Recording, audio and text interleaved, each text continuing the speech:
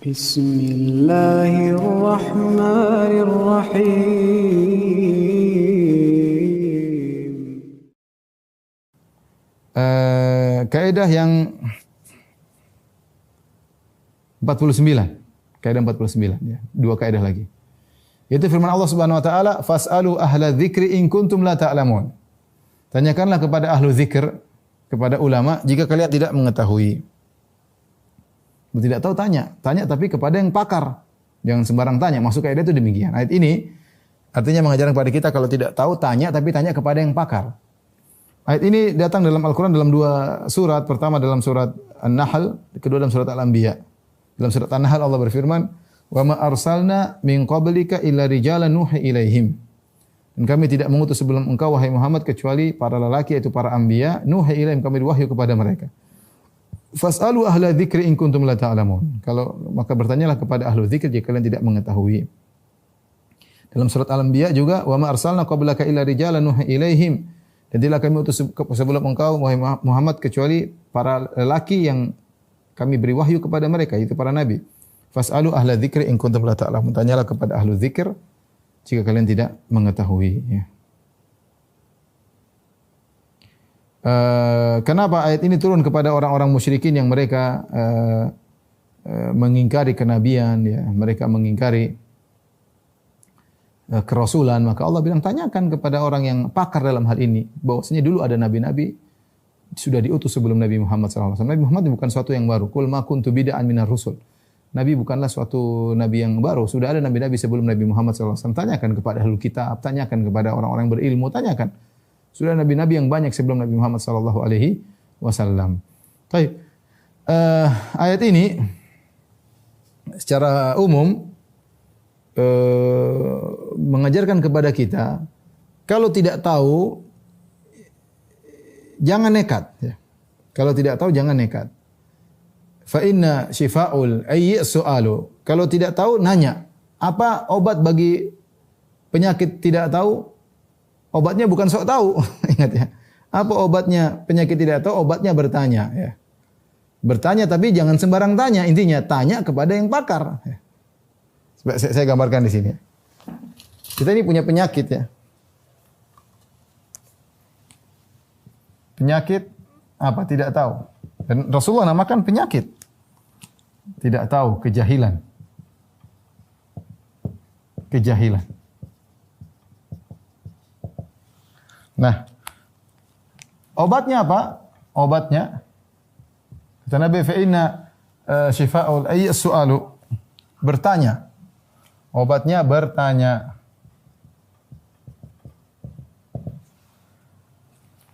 Timbul pertanyaan, bertanya kepada siapa? Kepada siapa? Tentu kepada ahlinya, ahlu dzikir, ahlinya, kepada ahlinya. Inilah rangkaian kalau kita ingin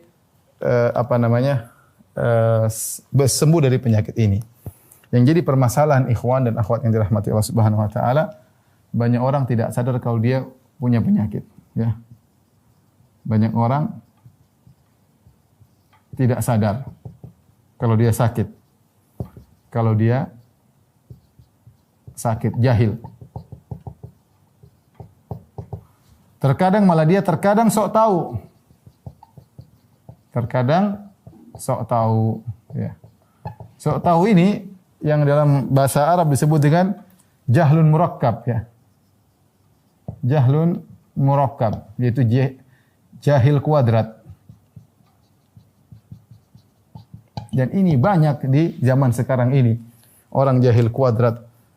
Keren memang bicara agama, ya. Yang mengerikan di zaman sekarang, orang malu jahil kuadrat dalam masalah dunia, tapi tidak malu jahil kuadrat dalam masalah agama. Ini yang sangat hal yang sangat menyedihkan. Orang malu bicara tentang fisika ngawur, malu bicara tentang kimia secara ngawur, malu dia. Ketahuan dia bicara rumus kimia, proses senyawa kimia dia nggak ngerti, dia malu lah. Tapi kalau dia bicara agama, rangkai sana, rangkai sini, ngomong sana, terserah. Ngomong-ngomong yang ngawur, dia tidak malu-malu.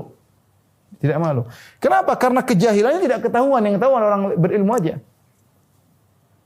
Tapi sebagian orang luar biasa saya dapati di medsos, pede kalau ngomong, ngawurnya total, ngawurnya full, tapi pede luar biasa. Kita mau bagaimana lagi?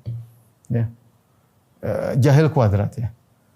Jadi saya katakan penyakit tidak tahu, syifa'ul ayyi as-su'alu, tidak tahu penyakitnya, obatnya bukan sok tahu, tapi bertanya. Nah di sini perhatikan, bertanya. Yang poin sangat penting kepada siapa? Bukan sembarang asal kita bertanya. Ya. Saya rasa kalau misalnya kita naik mobil, mobil kita rusak, kita apa nanya sama semua orang lewat, ini mobil saya kenapa? Enggak, tentu kita berusaha bertanya, telepon kepada orang yang pakar. Sama kalau kita sakit, kemudian kita punya penyakit, apa kita tanya, saya sakit apa sih? Tanya sama sebagian orang, saya sakit apa sih? Tentunya tidak. Kita akan bertanya kepada yang pakar, tanya dokter kayak apa kayak, yang kita tahu dia ngerti tentang apa yang kita hadapi sehingga kita bertanya. Tapi anehnya dalam masalah agama, ya, kalau dalam dunia, dalam urusan dunia, kita selektif dalam memilih sumber yang ditanya, tapi dalam urusan agama kita tidak selektif. Tapi dalam urusan agama, urusan akhirat kita sering kita ngasal. Sering kita ngasal nanyanya. Asal-asalan nanya, ya. Inilah yang repot ya. Sementara dalam urusan dunia, dalam kesehatan misalnya, tidak banyak yang malpraktek. Orang takut malpraktek karena bahaya. Tapi kalau dalam urusan akhirat banyak orang yang nekat malpraktek, banyak. Jadi masalah banyak yang nekat. Nekat asal praktek. Dalam urusan agama. Ini jadi masalah. Terlebih lagi adanya medsos.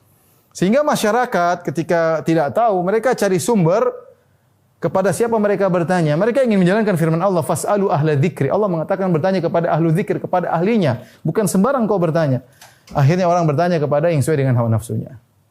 Bertanya kepada orang-orang yang muncul di media sosial, entah belajarnya di mana, entah bidang apa, gak ngerti, yang penting ketawa, yang penting lucu, yang penting fleksibel. Menurut dia, Ustadz ini nggak bagus, Ustadz ini sedikit-sedikit haram. Kalau ini fleksibel, maksudnya fleksibel apa? Mudah menghalal-halalkan yang haram. Fleksibel, bukan fleksibel sesuai dengan hawa nafsunya. Muncullah orang-orang yang ngawur, yang tidak jelas keilmuannya dijadikan sumber pertanyaan. Dan ini membuat musibah bagi masyarakat. Seorang seharusnya tahu, berhakkah saya bertanya kepada orang ini. Lihatlah perkataan Imam Syafi'i rahimahullah ta'ala, raditu malikan hujjatan baini wa bainallah. Aku ridha bi Malik, aku ridha Imam Malik menjadi hujah antara aku dengan Allah. Artinya, saya berguru kepada Imam Malik, saya bertanya kepada Imam Malik, karena Imam Malik gurunya Imam Syafi'i. Dan saya berani bertanggungjawab ini di hadapan Allah Subhanahu wa taala karena Imam Malik memang berhak untuk saya tanya. Ya. Sebagian orang ya ikhwan, kalau ditanya langsung jawab. Ini tidak pantas orang seperti ini, ngawurnya luar biasa. Jadi masyarakat yang penting ada jawaban, Ya. Adapun orang yang berilmu mereka hati-hati. Kalau tidak tahu. Kalau mereka ragu bilang saya ragu, saya harus belajar lagi ya. Tidak asal jawab. Imam Malik bagaimana ditanya 40 pertanyaan jawab cuma sekian saja, beberapa 2, 3, 5. Sisanya tidak jawab, ya. Sampai ada orang datang jauh-jauh tanya kepada Imam Malik satu pertanyaan, dia bilang saya datang dari jauh Imam Malik untuk tanya kepada satu pertanyaan. Pertanyaannya dijawab Imam Malik, saya tidak tahu. Kata dia Imam Malik, ini pertanyaan ringan. Kenapa tidak tahu? Saya datang dari jauh-jauh. Kata Imam Malik, dalam masalah agama tidak ada yang ringan. Inna sanulki alaika qawlan tsaqila. Kami akan lemparkan kepada engkau perkataan yang berat. Semua agama masalah berat. Kita berbicara tentang Allah Subhanahu wa taala, tidak ada yang ringan. Tidak ngawur, ngomong sana, ngomong sini, ngomong tanpa dalil, bicara seenaknya, pakai akalnya, pakai. Ya Allah. Tapi ini kenyataan pahit yang terjadi di zaman sekarang. Halal jadi haram, haram jadi macam-macam ya. Jadi seorang berusaha memilih siapa tempat dia bertanya yang dia bisa pertanggungjawaban di hadapan Allah Subhanahu. Bukan dia milih sumber narasumber yang menurut dia cocok dengan hawa nafsunya. Allah Maha tahu tentang sikap kita. Jadi yang jadi masalah di sini adalah kepada siapa yang kita bertanya ini. Ini sangat penting. Kepada siapa kita bertanya. Taib. Ikhwan dan akhwat yang dirahmati Allah Subhanahu wa taala.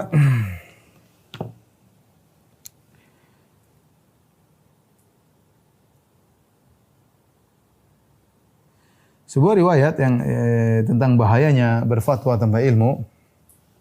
Ibnu Abdul Bar meriwayatkan, "Anna rajulan dakhala ala Rabi'ah bin Abdurrahman, Syekhul Imam Malik." Ada seorang datang menemui Rabi'ah bin Abdurrahman dan dia adalah gurunya Imam Malik. Imam Malik punya guru namanya Rabi'ah. Fawajadahu yabki, dia dapati gurunya Imam Malik ini sedang menangis. Faqala lahu ma yubkika. Maka orang yang berkata, "Wahai Rabi'ah, wahai gurunya Imam Malik, apa yang buat Anda menangis?" Ya. Faqala lahu amusibatun dakhalat alayka, apakah ada musibah menimpamu wahai sang guru Rabi'ah? Faqala la, tidak ada musibah. Walakin istuftiya man la ilma lahu, tapi sekarang ada orang tidak punya ilmu dijadikan tempat bertanya. Tidak punya ilmu, belajar enggak jelas. Ilmu hadis tidak ngerti, ilmu fikih enggak ngerti, bahasa Arab asal-asalan. Ya, banyak hal ya. Kemudian yang penting dia vokal, yang penting dia berani, yang penting dia orator. Seperti ini kenyataan. Tidak pernah dikenal dia mengajari buku-buku agama yang muncul tiba-tiba diorbitkan, dan itu mungkin sangat mudah zaman sekarang. Ya. Kata Rabi'ah, "Ustuftiya man la ilma lahu." Orang tidak punya ilmu ditanya. Jadi narasumber dalam masalah agama. Wa dhahara fil Islami amrun azim, dan telah muncul dalam Islam perkara yang besar. Kemudian Rabi'ah berkata, "Wala ba'dhu man yuftiha huna ahaqu bisijni minas surraq." Sungguh sebagian orang yang berani berfatwa sekarang ini lebih pantas untuk dipenjarakan daripada para pencuri. Ya. Kata dia, orang tukang jawab ini, tukang fatwa ini, karena kengawurannya lebih utama untuk dipenjara daripada para pencuri.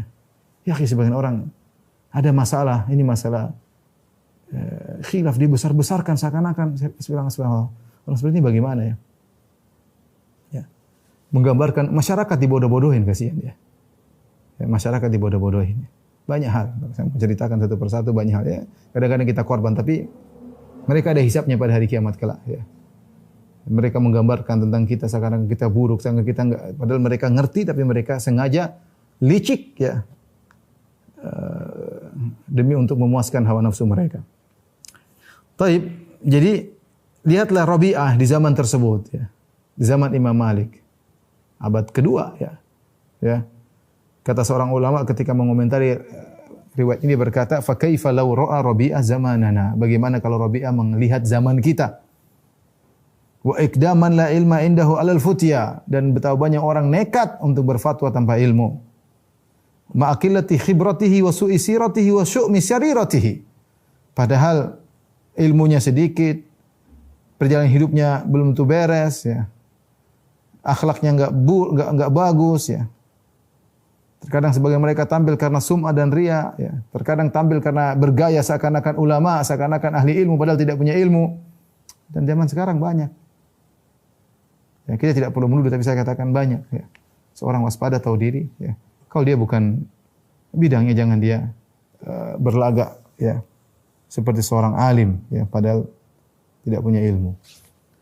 Waliyahzubillah ya. Benar dia hanya menipu orang, followersnya banyak. Dia menipu orang-orang awam. Orang bila mengerti orang ini bahlul, orang ilmu mengerti. Tapi ya bagaimana kita tidak ingin ribut. Orang-orang awam terpedaya. Karena orasinya, karena mungkin tangisannya, mungkin karena tawanya. Ya. Oleh karenanya kita berusaha menjalankan firman Allah, "Fas'alu ahla dzikri in kuntum la ta'lamun." Kalau tidak tahu bertanya tapi kepada ahlinya, bukan tanya kepada sembarang orang ya. Taib. Ini kaidah ya yang penting ya agar kita tidak sembarang mencari narasumber, tapi cari narasumber yang bisa kita percayai, yang kita bisa pertanggungjawaban di hadapan Allah Subhanahu wa taala.